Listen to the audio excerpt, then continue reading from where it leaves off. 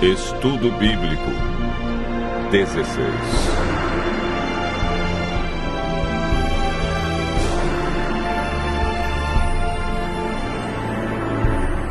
O mandamento esquecido.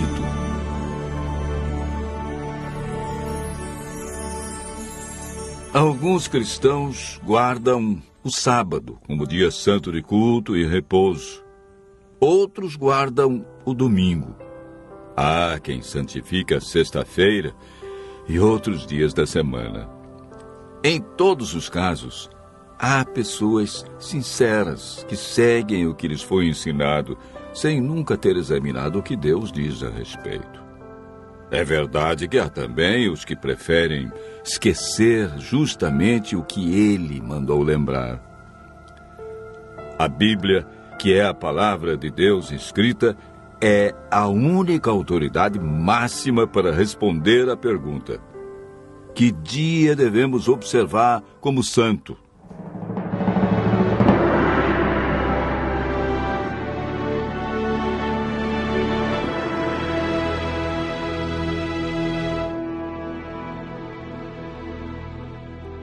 Deus criou o mundo em 6 dias, de 24 horas, e no 7º dia descansou.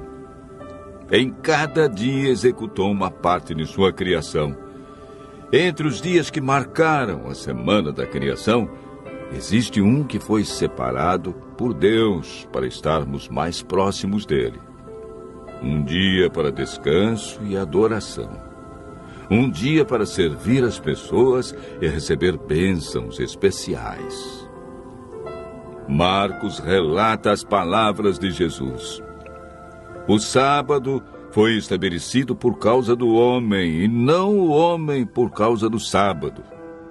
Marcos, capítulo 2, verso 27. Esse texto diz claramente que o sábado foi feito por causa do homem. Não diz que foi por causa do judeu, do hebreu, do grego, do gentio. Diz homem no sentido genérico, para referir-se ao ser humano, homem e mulher. A Bíblia é clara em afirmar em Êxodo, capítulo 20, verso 10, que o 7º dia é o sábado do Senhor teu Deus. Vejamos agora a origem do sábado na Bíblia e a sua observância na história bíblica. Gênesis, capítulo 2, versos 1 a 3. Assim, pois, foram acabados os céus e a terra, e todo o seu exército. E havendo Deus terminado no dia 7º a sua obra que fizera, descansou neste dia de toda a sua obra que tinha feito, e abençoou Deus o dia 7º, e o santificou, porque nele descansou de toda a obra que como Criador fizera. O sábado é o memorial da criação e foi instituído por Deus antes da entrada do pecado. Adão e Eva foram fiéis observadores do sábado.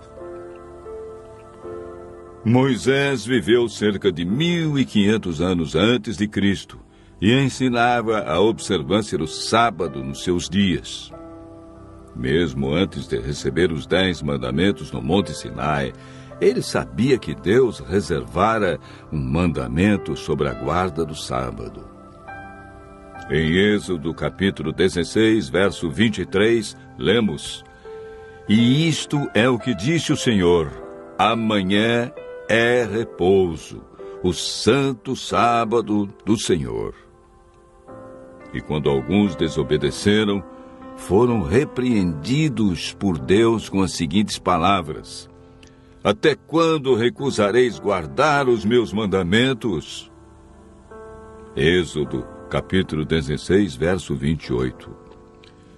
O profeta Isaías, que viveu cerca de 700 anos antes de Cristo, afirmou e declarou sobre o dia de adoração: Se desviares o pé de profanar o sábado e de cuidar dos teus próprios interesses no meu santo dia, se chamares ao sábado deleitoso e santo dia do Senhor, digno de honra, e o honrares, não seguindo os teus caminhos, não pretendendo fazer a tua própria vontade, nem falando palavras vãs.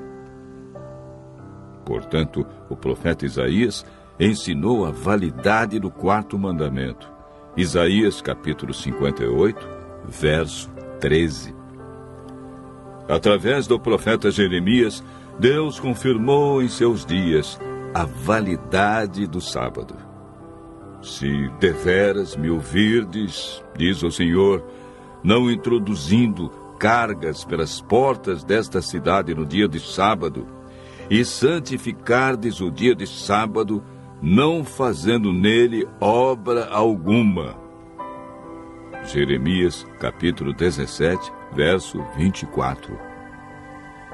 Ezequiel apresenta o sábado como sinal do Deus verdadeiro. Também lhes dei os meus sábados para servirem de sinal entre mim e eles, para que soubessem que eu sou o Senhor que os santifica. Santificai os meus sábados, pois servirão de sinal entre mim e vós, para que saibais que eu sou o Senhor, vosso Deus. Ezequiel 20, versos 12 e 20.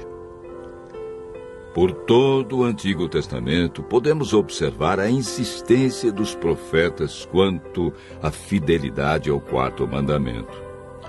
Mas o que ensina o Novo Testamento quanto à observância do sábado?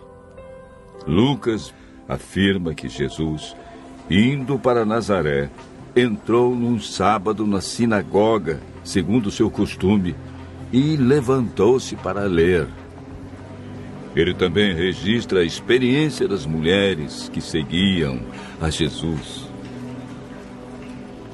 Era o dia da preparação e começava o sábado. As mulheres que tinham vindo da Galiléia com Jesus viram o túmulo e como o corpo fora ali depositado. E no sábado descansaram, segundo o mandamento. Lucas 23, versos 54 e 55. Mesmo após a morte de Cristo, elas obedeceram ao quarto mandamento, pois Jesus não havia ensinado nada diferente. Os apóstolos mantinham também o costume de Jesus. Atos, capítulo 17, verso 2, diz: Paulo, segundo o seu costume, foi procurá-los e por 3 sábados arrazoou com eles acerca das Escrituras. Mesmo onde não havia sinagoga, ele adorou a Deus no sábado. Atos, capítulo 16, verso 13.